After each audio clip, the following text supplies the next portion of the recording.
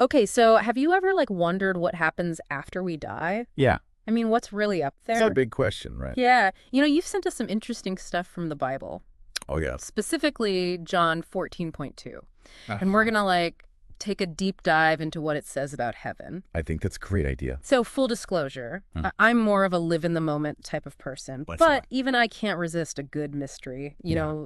a good cosmic mystery, Yeah. especially one that's been around for centuries. Absolutely. Yeah.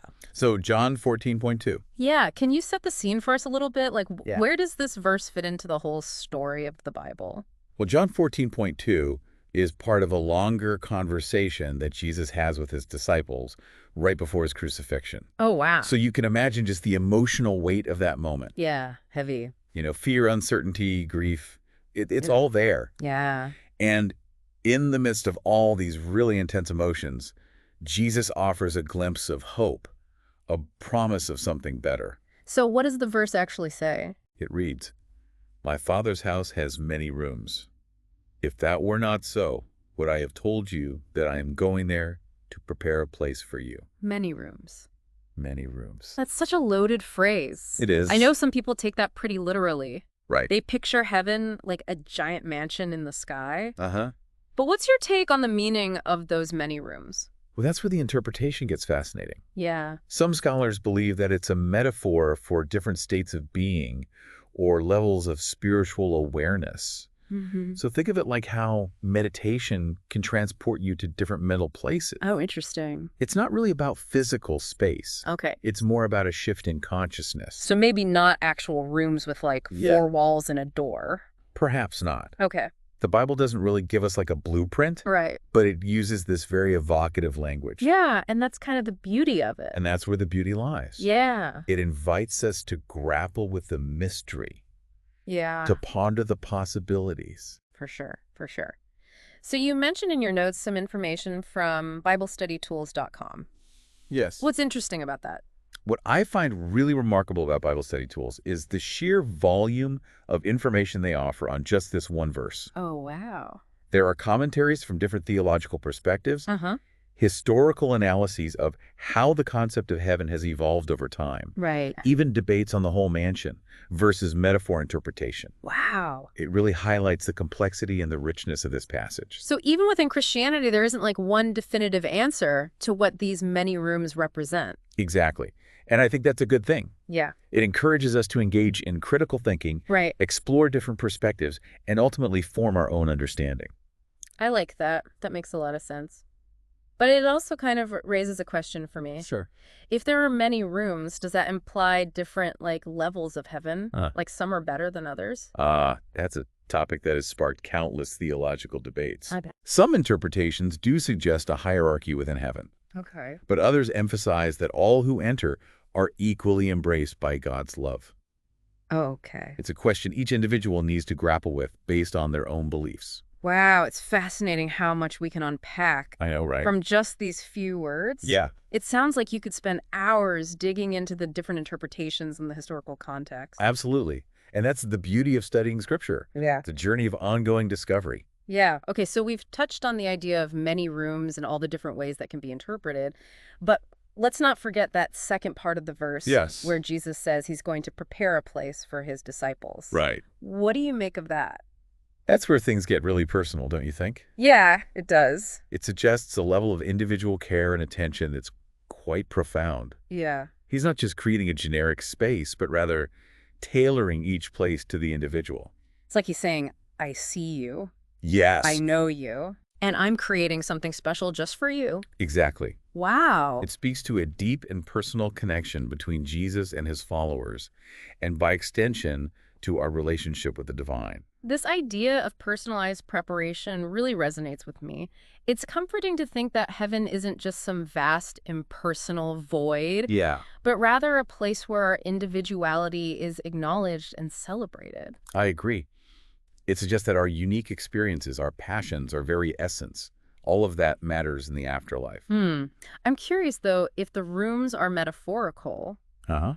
Does the act of preparing a place also have a symbolic meaning? That's a great question, Or is Jesus like literally building something for us? and one that theologians have debated for centuries. Of course. Some interpret it very literally, envisioning a physical dwelling being prepared. Yeah, okay. Others see it as a metaphor for a spiritual transformation that takes place within us. Mm. Perhaps it's about becoming ready to enter that state of being, to align ourselves with the divine. So maybe it's not about a physical location at all, but rather about a state of being, Exactly. a spiritual readiness.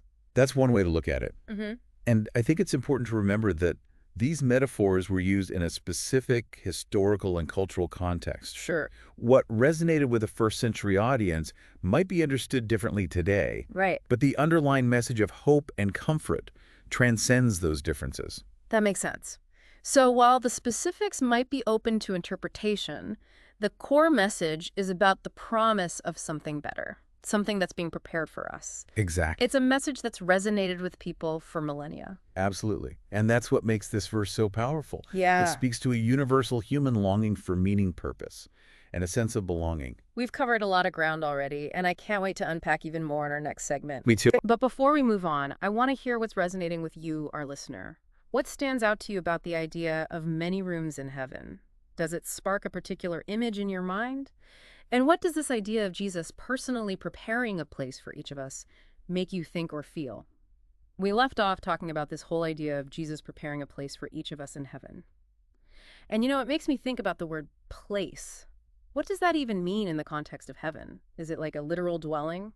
A state of mind? Help me unpack this a little. That's where I think the limitations of our earthly language really come into play.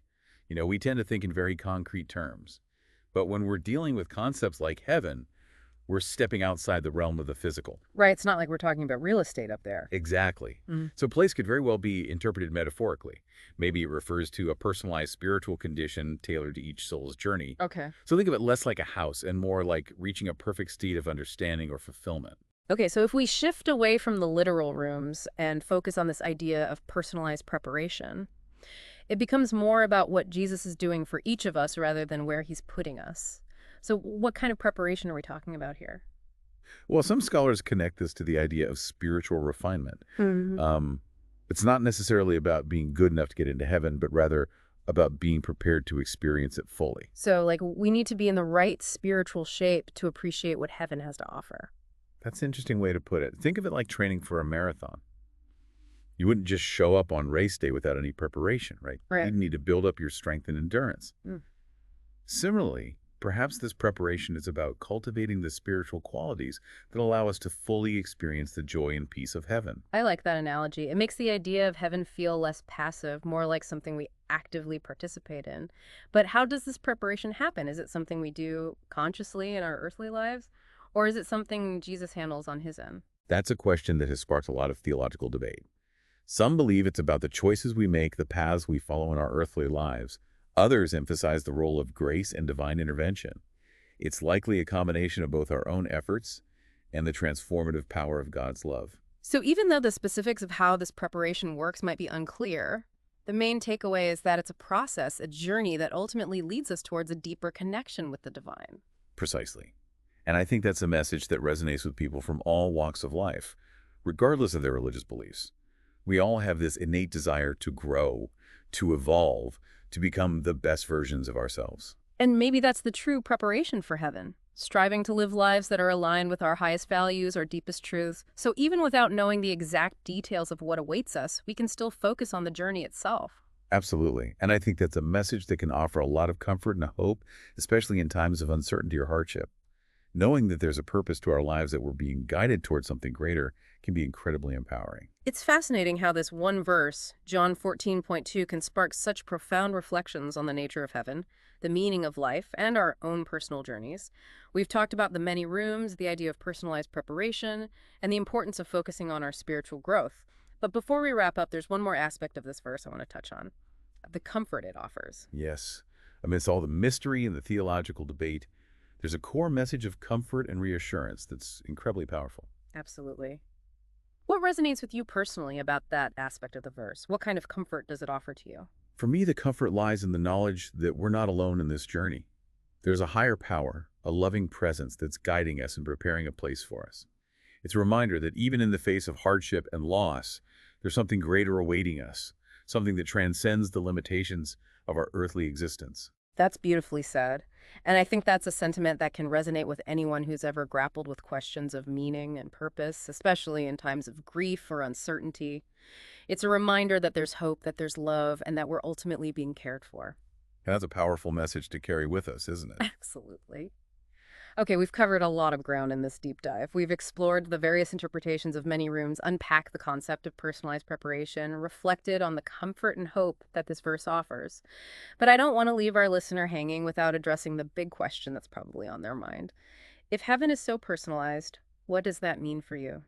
If you were designing your own room in heaven, what would it be like? Ah, that's the million-dollar question, isn't it? It's a question that invites us to delve into our deepest desires, our hopes, and perhaps even our fears about what lies beyond this life. Exactly. And it's a question that can spark a lot of creativity and introspection. Mm. So let's put you on the spot. What kind of room would you create in heaven if you had the chance? What would make it your perfect place? Oh, that is a wonderful question. Right, it's kind of the fun thought experiment. It is. If I could design my own space in heaven, I think it would be a place of profound peace and connection. Imagine a sun-drenched meadow overlooking a sparkling ocean, with gentle breezes carrying the scent of wildflowers. But more importantly, it would be a place where I could reconnect with loved ones who have passed on, share stories, and experience that deep sense of belonging that we sometimes miss here on Earth. That sounds so beautiful and serene. I can almost feel the warmth of the sun and the peacefulness of that setting. And the conversations.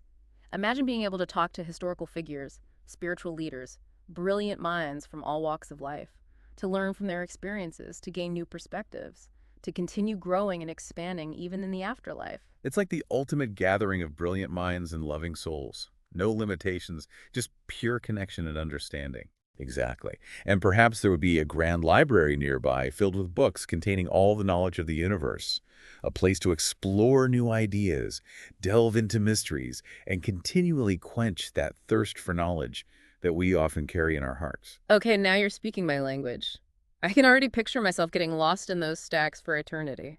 It's fascinating how our individual rooms in heaven reveal so much about our values and desires. Absolutely. It's almost like a window into our souls. If heaven is truly personalized, then it stands to reason that our spaces would reflect what we hold most dear.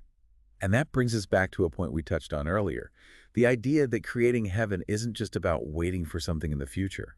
It's about cultivating those qualities within ourselves and in our relationships right now. You mean like if we crave connection and understanding in heaven, we should prioritize those things in our earthly lives as well? Precisely. It's about practicing compassion, seeking knowledge, nurturing our relationships, and finding joy in the simple things.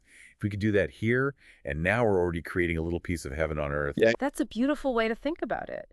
It's not about waiting for some far-off paradise, but rather about bringing those heavenly qualities into our present moment. Exactly. And who knows, maybe that's part of the preparation that John 14.2 speaks of. Perhaps it's not just about Jesus creating a place for us, but also about us becoming ready to experience that place fully by aligning ourselves with those heavenly qualities. So as we wrap up this deep dive into John 14.2, I think the key takeaway is this: heaven isn't just a destination, it's a journey of self-discovery, of spiritual growth, and of creating a little bit of heaven within ourselves and in the world around us. Beautifully said.